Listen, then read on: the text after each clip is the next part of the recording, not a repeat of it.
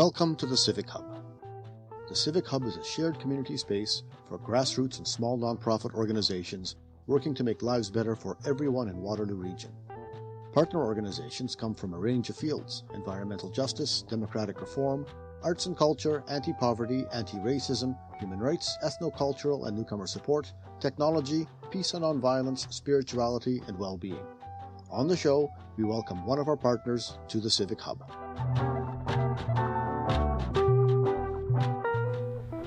Today on Welcome to the Civic Hub, we have Lesley Crompton of the Tax Clinic. Lesley, welcome to the Civic Hub. Thank you for having me. Very welcome. Let's start off with the basics. What is a tax clinic?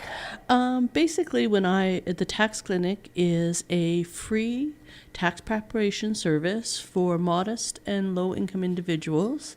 This is run through or promoted by the CRA. Mm-hmm. CRA is the Canada Revenue Agency. It is. Good point. Tax feds. Yes. So basically, they're trying to make it easier and easier for individuals to access the services for free, especially as we've seen a rise in newcomers coming in and not understanding tax situations. Mm-hmm. So that is what the tax clinic is. Generally, you find that most tax clinics run March and April during tax season. My service, which is on the CRA site as Lesley Crompton Tax Prep Services, runs year-round. And because there are many people in the community that are not able to file their taxes during the March and April timeframe. And they're always looking for an opportunity somewhere else. So there's a few of us in town that provide the year-round service. Okay. The service that you provide, I mean, it's just filling in a form. How tough can that be? You'd be surprised. We have a lot of seniors, for example, who don't have access to the technology to do it. Even to just get the paper files, even to get a paper form, you have to order it from the Canada Revenue Agency now. Can't just pick them up at the post office anymore. No, that service is gone. Because, it's a benefit to the government to have as much as possible done electronically. Also by e-filing, which is filing it electronically, the tax returns are processed faster, which means the refunds are getting back to the people faster. Okay, that's a benefit to getting to those who are working, yes. Yeah. So when somebody comes to you to ask for tax preparation, what sort of things do they typically need to have done? Just filling in that form? Generally, it's just filling in that form. And for me, some of them I can do in 5 minutes, 15 minutes. Really? Yeah, because they're pretty basic. And again, I've done so many that I know the setup of the software. All right. Whereas for others who either are not used to computers, have never filled out their tax form, are fearful of the government and doing something wrong, it can take a lot longer. Yeah. You said people with modest and low income. Why would they need to file a tax form if they've got virtually no income at all? Almost all of the federal benefits now, such as the GST benefit, the Ontario Trillium benefit, the Canada Carbon Rebate, which used to be the Climate Action Incentive, and your Canada Child Benefit, are all done through tax returns. So if you don't file your tax returns, the government will cut those off until you file. So that is really how the government has made sure that tax returns are being done and that people are still eligible. They've tied them together. Okay, so getting your tax returns, your refunds more quickly is a carrot. That other sounds like a bit of a stick. Yes, it is a bit of a stick. Yeah. But that is why, in turn, the CRA has promoted these free tax clinics. Right. And so to get those benefits, does that require additional paperwork on the tax forms? No. No, because it all feeds in. We're dealing with software, so basically the numbers go in certain fields, and it just pulls it all together for you. Okay, so really you're just filling in the one form and then all the other stuff falls out automatically. Yes. Right. And people still need help with that. Yes, people do. There are different things that have to be filled out if you're a newcomer. So there's forms there. We have newcomers that have come into the country that aren't even understanding what taxes are. Oh. Not every country has a tax system, for example. Yeah. If English is not your native language, that can be challenging understanding what you need to do. People that are applying for permanent residency are often very concerned about doing something wrong. Mm-hmm. And they feel that anything they do wrong, even taxes, might be a strike against them. Seniors, we're just dealing with people that have had someone help them for years and years. We have people that have been living on the street. They're still entitled to those benefits, and it's usually a little bit beyond them to do that. Right. How complicated can it get? I mean, from somebody with no income at all, just fill in the form, I guess, all zeros. Well, still got to put in in some cases all zeros. It's it can be challenging. Those of us who are used to doing taxes, we know where our social insurance number is. We know our birth dates. Mm-hmm. We have photo ID. So all of those things are needed. In addition to rent receipts, even getting your ODSP or OW, which is your social assistance receipts, can be challenging for individuals. Right. So the complexity isn't so much in filling out the form as it is in gathering all the information that is required to fill in the form. Yes, and so that can be there's different segments of the population that I serve. So we have ones where getting the information to put into the form is the challenge. And they often have 5 to 10 years where they haven't filed taxes. And so they're getting all those benefits back because you're still eligible for your benefits 10 years back. Ah. You don't lose them. Same with your refunds. Same with your payables. Then I have a segment of the population which is newcomers. Then I have my seniors, who have a whole other complexity to theirs. The other thing we see, which is a little bit challenging, is we see a lot of lower income individuals doing things like Uber, skip the dishes. And that's considered self-employment. Ah. And that enters So that's a different level of complexity on the That forms. is a different level of complexity in the forms. And understanding there's a variety of things you have to pull together. And unfortunately, a number of these individuals, when they are recruited by those services, misunderstand the benefits that they're going to get back or the refunds by doing this. And so there's that whole explaining to them that, well, you may have bought a car to do this, but you don't get the value of the car as a refund, right? It's a deduction, and you only get a portion of that. And it's only valuable if your income is so high. And then that's the thing. So I spend a lot of time doing a lot of education as well. And, when we look at our seniors or our older aging population, they want somebody that they can trust. So I have seniors that have been coming back to me for 6 years to get their taxes done because it's Lesley. Right. It's just it's a level of comfort. And I also find that with some of these, I'm often helping them with other information. I'm on my own 411 sometimes where they don't know how to Google, or even if they have a computer. Because we think that everyone has access to the same devices that we have and have the same knowledge, and that is not correct at all. Right. So how complex can you actually deal with? What level of detail can you handle? I mean, somebody who's self-employed through Uber is different than somebody who has a storefront and a retail outlet. Yeah, so somebody that is employed by Uber, I'm fairly comfortable with doing, and I lay out the criteria and explain to them. And I will even suggest that if they're going to do this long term, then they should go to a tax accountant. But a lot of people do it for one tax year and then they're done, right? And it's never to put them.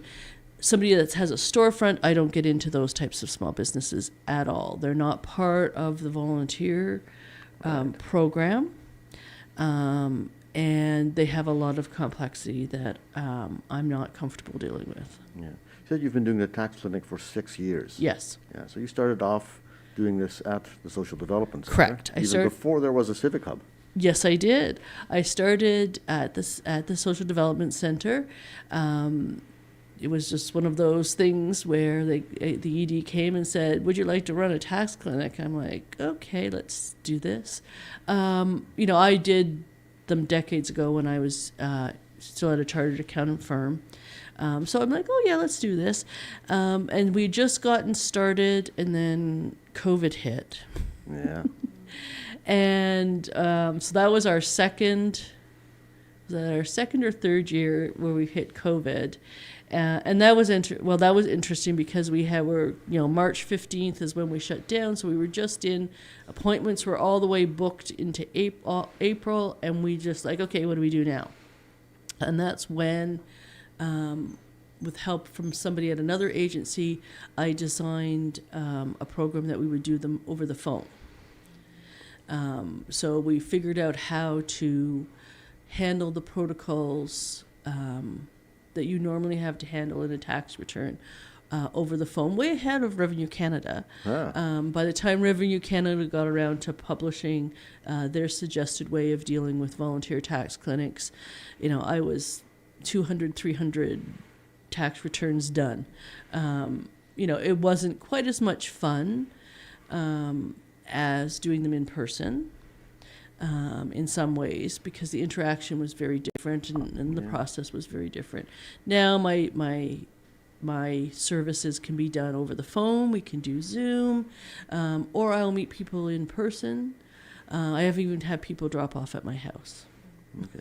I was wondering how you dealt with things like physical receipts, T4 slips and the rest that somebody might need to provide to you in order to do the tax? So back when we started during COVID, basically I would say, do you have your forms in front of you? And they will read me. I'll say, okay, which form do you have? And I will say, tell me what's in this box. And then I write it down. So I have a form, write it down. I take all their information. Then I go away and prepare it. And then I would call them back or email them with the results and get their authorization. So we did use email wherever possible as well. Okay. So some level of technology, access to technology was required for doing taxes by phone. By phone, but no. In general, I could do. I have clients that we just do everything by phone. Now I have the ability to do autofill, which means it grabs the information. Any T slip that has been filed with the CRA, I can automatically put into their tax return, and then they just have to give me the extra information. Right. What happens when Revenue Canada or CRA wants additional information? How do you deal with? Well, in theory, I shouldn't have to deal with that at all. The whole idea with the tax clinic is you prepare the return and then you disappear. And if the person gets a request for additional information or anything like that, it's on them. In theory, that's the way it's supposed to, and it works that way for a lot of tax returns. But I can see that if somebody needs the assistance for the tax clinic to prepare the form in the first place, they're going to need even more assistance. Exactly. So I generally get a phone call or an email, and I work through the questions with them. Most of the time, they're fairly standard ones, which I know it's like, okay, yep. When someone, I can tell by the name, I'm thinking, okay, yeah, that person, I bet you they're asking this. But every so often we get some complex ones. And it's like, okay, but, and the even funnier thing is it becomes almost automatically to reach out to me when they get a form. Yeah. right? They don't even tend to necessarily read through the whole form. They're like, oh, and then, so, and especially because, the Canada Revenue Agency sends out information flyers. So I get calls to interpret these information flyers, or even more confusing, we've already filed a tax return and the Revenue Canada sends out these flyers saying you can do your tax return by phone, for example. And the person's like, what's happening? Yeah. I thought we did my taxes. We've done it. It's just they have a standard run and we were ahead of the game, right? So that's kind of what's happening. So these are free tax clinics. Yes. The people that get their taxes prepared by you don't have to pay a tax preparation fee. Correct. This is a free service. So, the savings for these individuals runs, I think the least expensive in town is $25. But, if you're going to H.R. Brock or Liberty, you're paying about $80 a return. Mm-hmm. So for someone who is living just on social assistance or CPP old age security, that's a fair chunk of change. Yeah. For something that can be done in 5 minutes. And there's a lot of reasons why that exists. There's been a few situations where I've even had people from H&R Block or Liberty Tax refer clients to me. Okay. Because the person comes in, especially if it's multiple years. If you want to get 10 years worth of tax returns done, that's $500. Yeah. At least at a service. And again, it doesn't, they're still 5-minute returns, right? But yeah, so, it's a pretty sweet deal to get 10 years worth of tax returns done for free. Yeah, it would be. And then how do you get compensated for all the time and work that you put in? Where's the funding coming from? 2 years ago, Revenue Canada. So in the beginning, it was free. And I mean, there was no compensation. It was pure volunteer and work. Hence the volunteer tax clinic. Yes. 2 years ago, Revenue Canada introduced a grant program. Okay. And from that, every year you have to apply, and there's only so much money, so you don't know if you're going to get it or not. So I have, for the last 2 years, been able to get some funding. Good. For that. Yeah. Right. Does it cover my time? No. Does it cover my gas? I'm not sure if it covers my parking sometimes. Because I do meet people at libraries and places like that, if they want to do them in person. Right. And unfortunately, the downtown library during the week, you have to pay for parking. Pay for parking there, right. But you also have access to the Civic Hub. I do have access to the Civic Hub. And I have run a few tax clinics through there as well. Yeah. So would those be drop-in? Can people know that it exists and just pop by with their forms? No, there is no drop-ins, because that tends to cause chaos and make both myself and all the individuals stressed, right? And I don't want people to associate stress and taxes. And so the whole idea is everything's by appointment. Okay. Nobody's rushed. Everybody is comfortable. There's not a large group of people all waiting. No one gets turned away. And I think that is it's quieter. Some people, again, I've got a lot of people who come with various disabilities and things like that, sensitivities. And so coming to a quiet place or just meeting over the phone or Zoom or at the library is something that they can do. I have just did a tax return for someone who has social anxiety, and she's literally dropping her forms. We talk by email, and she drops her forms into my mailbox, because going into public places is just too challenging. Right. I can see that being a big obstacle to getting things done. Yeah, and so I provide that little extra that most of the, I go to people's houses at times as well. So I provide a little extra service that most of the clinics don't. How do you acquire your clients? Would they be coming to the Civic Hub and seeing the poster on the wall saying free tax clinic? They would, well, a lot. So I've got a large group that are my originals from the Social Development Civic Hub. So they've got my information and they keep coming back. Others see it on the website for the Social Development Civic Hub. They'll see the posters. I am at the CRA site as well. And even when things get really busy, some of the other tax clinics share back and forth as well. You said something about having an entire building that's you're providing service to.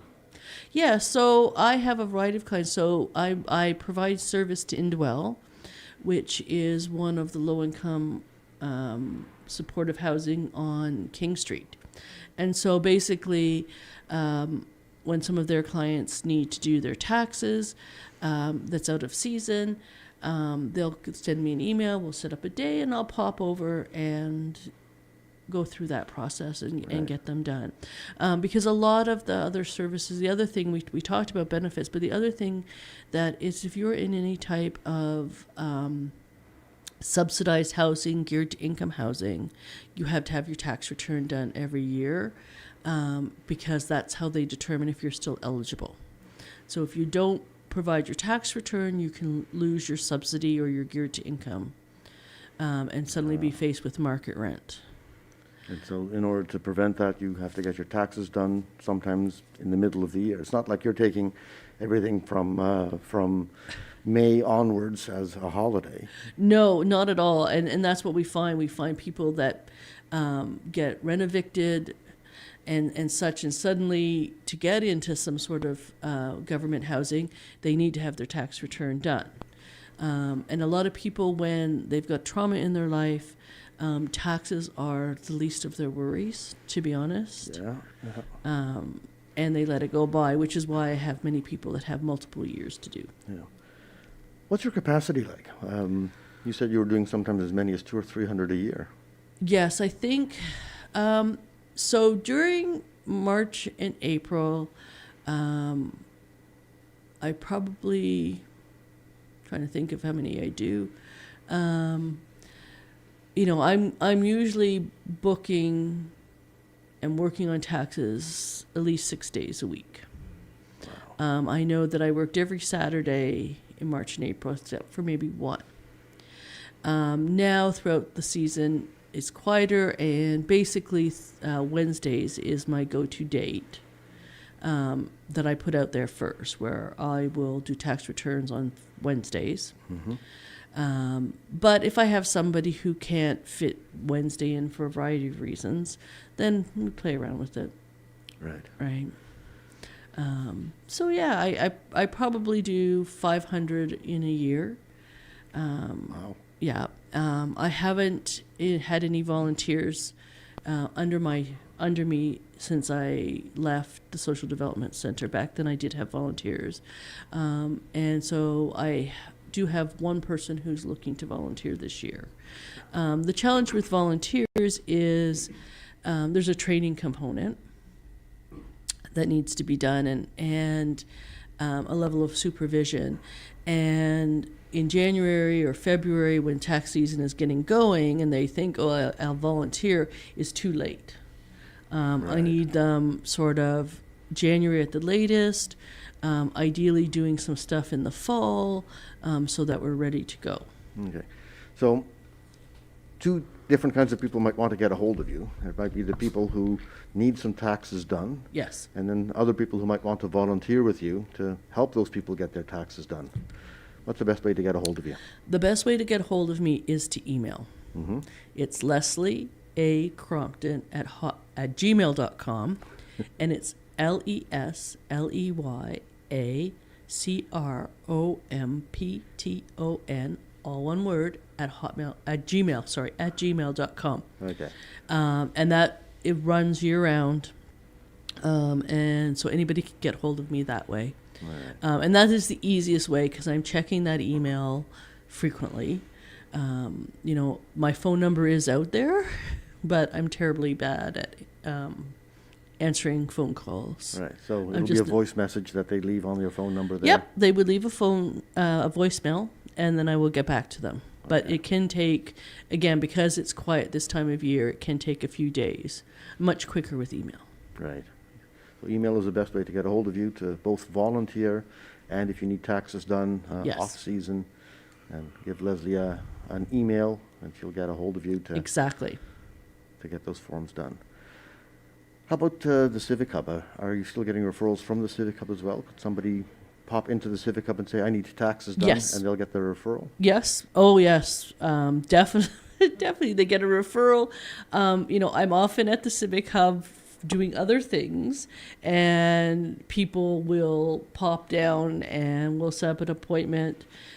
So yes, that does happen, especially because the St. John's kitchen is above us, so people know. Right. Or they'll see me come in and think, oh, I know, that's the tax person, Yeah. right? Oh, I'll see, I haven't got my taxes done. So yeah, I'm still getting a lot of referrals. It was just more, I haven't run a clinic there for 2023 taxes. I did the previous year. Okay. So are you planning on coming back to the Civic Hub to actually process the forms there, or is it strictly all through email and Zoom and phone? No, I do in person, and that's always an option, especially if I get a team of volunteers, then I'll definitely be coming back to the Right. Civic Hub, because then what I do is because I need to supervise my volunteers. I really want to make sure that they're doing the right stuff. So to run it with that, it has to be done in a place like the Civic Hub where we have a set time. We still do appointments, but I've got the group of volunteers sitting there. I can supervise. We have access to the printer and things like that. So that is definitely viable once I have some volunteers. Okay. So if you have any, what sort of experience do people need to do the volunteering? They need to be comfortable with the computer and software. Mm-hmm. They have to feel comfortable asking people personal questions. And that's a big part of it when you're actually sitting there with someone. You have to be able to feel comfortable saying, what is your marital status?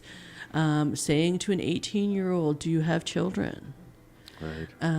So you need to be comfortable with that. You don't need to know taxes.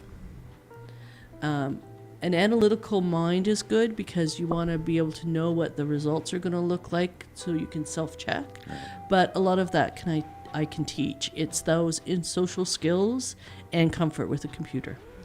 Sounds like you're providing an absolutely vital service. I try. Yeah. So Lesley, thanks for coming in, and Thank you welcome to the Civic Hub. Thank you for having me. You've been listening to Welcome to the Civic Hub, where we welcome Welcome to the Civic Hub, where we welcome community partners to the Civic Hub. The Civic Hub is online at civichubwr.org. You can reach the Civic Hub by email at civichub@waterlooregion.org. Welcome to the Civic Hub is produced at the studios of CKMS-FM 102.7 Radio Waterloo. The show is sponsored by the Social Development Centre of Waterloo Region. The executive producer is Alexander Petrovich. Ritika Sharmali is the producer and host. Additional production is done by Anjali Sanderson, and I'm Bob Jonkman. Civic Hub is supported by the Region of Waterloo Upstream Fund, and the theme music is A Good Bass by Kumiku from the Free Music Archive and used under a Creative Commons license.